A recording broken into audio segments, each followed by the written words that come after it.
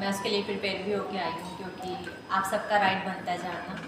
क्योंकि आप सब हॉकी लवर्स हो, हॉकी फैंस हो, और बहुत साल से आप लोगों ने शायद मुझे लगता है हॉकी के लिए बहुत ऐसा लिखा, मतलब कि लोगों तक पहुंचाया, हर प्लेयर की स्टोरी पहुंचाई, उस स्पोर्ट को ग्रो करने में आप लोगों का भी बहुत बड़ा हाथ है कि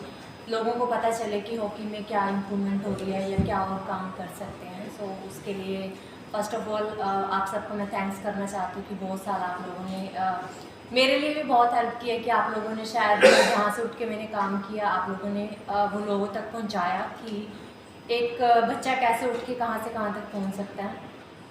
यस, मेरे साथ जो हुआ, आई थिंक वो आप सबको शायद मालूम हुआ कि जो हुआ वो सही नहीं हुआ लास्ट 2 ईयर्स में, क्योंकि मेरी परफॉर्मेंस भी आई। मैं ओलंपिक्स के बाद, इंजरी के बाद मैं वापस आई थी, कमबैक किया, नेशनल गेम्स में भी खेली, वहाँ पे भी मैं टॉप स्कोरर रही, लेकिन उसके बाद भी मैं टीम में नहीं थी। तो उसका reason I think the best can answer is the coach, chief coach, क्योंकि उसका ये डिसीज़न था एंड सेलेक्टर्स का कि उन्होंने मुझे क्यों बाहर किया, क्योंकि मुझे भी उसका आंसर अभी तक नहीं पता। मैंने भी बहुत कोशिश की उसका आंसर जानने की, लेकिन मुझे उसका आंसर अभी तक नहीं पता।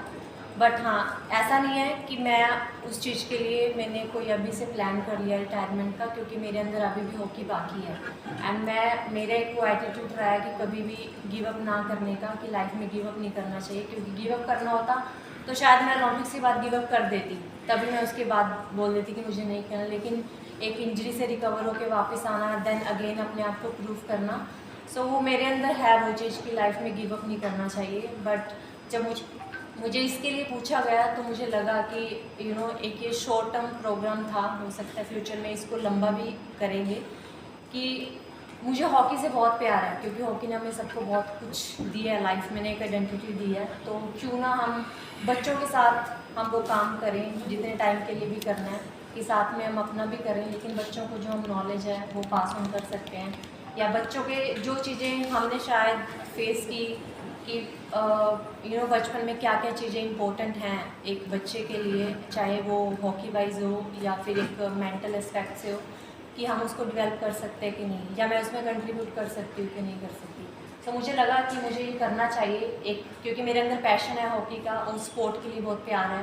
तो मैंने उस चीज़ को चूज़ करके मैंने ये इस चीज़ को यस की थी कि आपको जिस स्पोर्ट ने इतना कुछ दिया हो, आप चाहे थोड़े टाइम के लिए करो, लेकिन आपको करना चाहिए जितना आप उस स्पोर्ट के लिए कर सकते हो। तो इसका मतलब आप खेलना जारी रखेंगे,